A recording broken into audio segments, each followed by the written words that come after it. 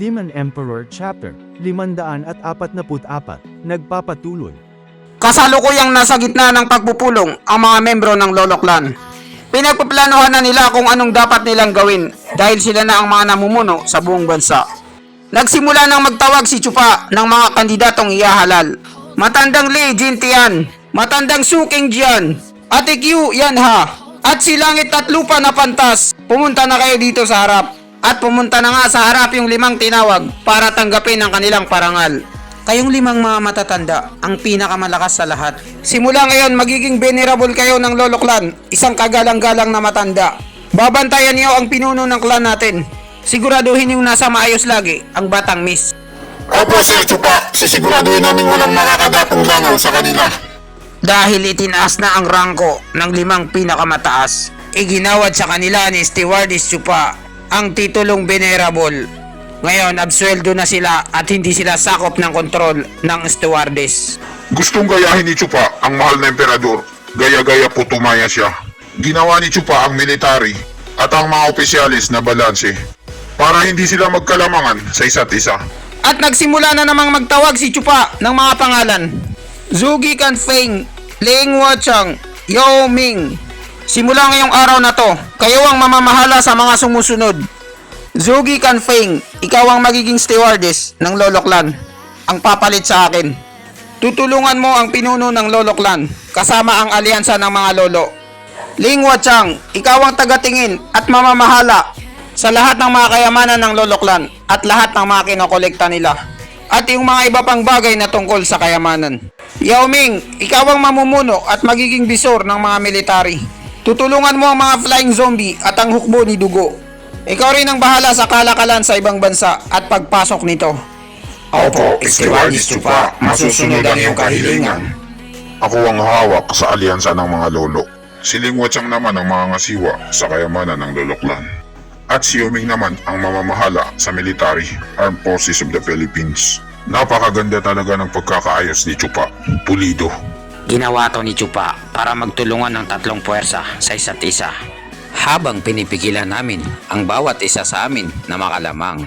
Masyadong napaghahalataan si Chupa at hindi lahat ay naayon sa aming kagustuhan. Maliit na bata, natutunan mo na ba yung tinuro ko sa iyong pormahan? Ipakita mo ngayon sa akin yung pangmalupitang maangas. Opo, Stewardess Chupa. Ipapakita ko sa iyo ngayon kung gaano na ako kagaling. Sige nga, ipakita mo sa akin. Ipakita mo sa akin yung sayo. Ngayon subukan mo kung na-master mo na talaga ito. Ginawa na ni Yunhai ang pinagbabawal na teknik, ang Naruto Shippuden hand sign.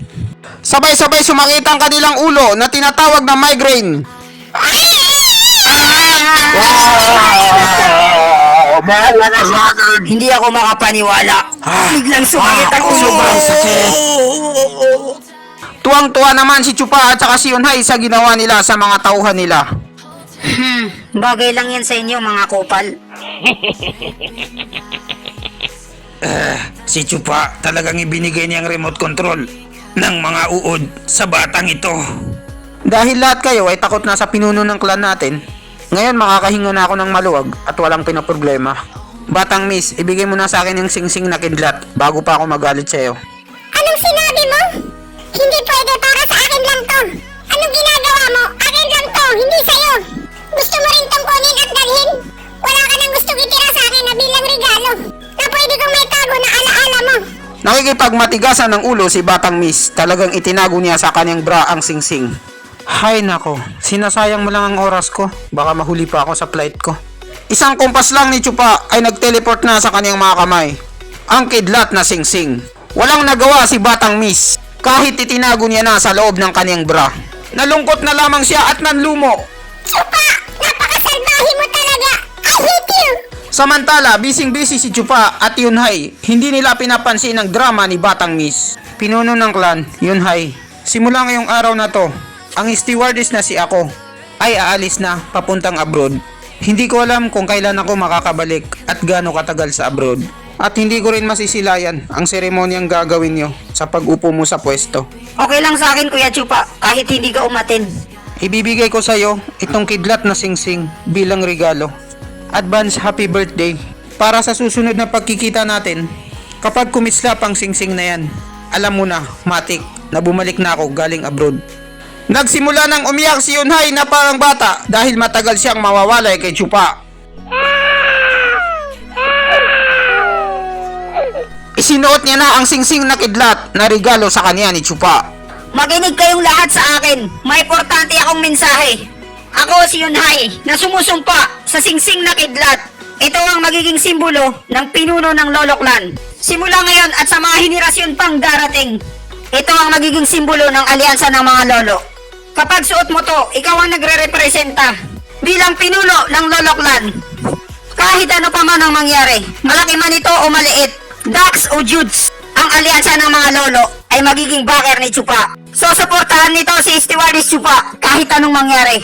Kahit sino ang maging kalaban ni Chupa, kahit gaano pa ito kadelikado, haharapin natin ito kahit ang 3 sekto pa na nagbabantay sa Luzon. Ang Lolo Clan ay hindi magpapapigil at hindi tayo magpapadaig.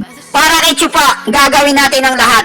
Maging kayamanan man ito, alak, babae, sports car, o di kaya yung mga tauhan, hindi natin pagkakaitan si Stewardess Chupa. Tutulungan natin siya. Tuwang-tuwa si Chupa sa narinig niya at naka-smile lang siya. Pagkatapos magtalumpati si Yunhai, malungkot pa rin siya dahil sa pag-alis ni Chupa. Maraming salamat sa lahat at huwag ka nang umiyak, hindi ka na bata.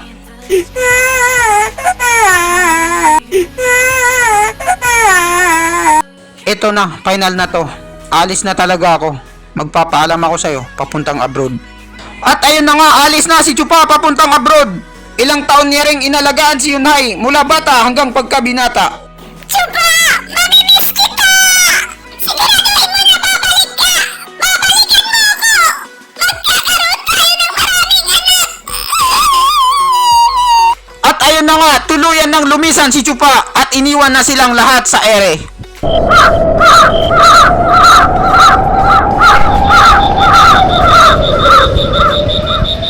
Sa labas ng Wingasa City, nag-isa lang si Chupa. Hawak-hawak niya pa rin ang kanyang puso dahil parang hindi siya makamove on. Hindi niya kayang iwanang nag-iisa si Batang Miss. Nandito sa puso ko. Pero ngayon, hindi na masakit. Kailangan kong tiisin to para sa pamilya. Pero kahit ayoko mang umalis, papuntang abroad, pero kailangan.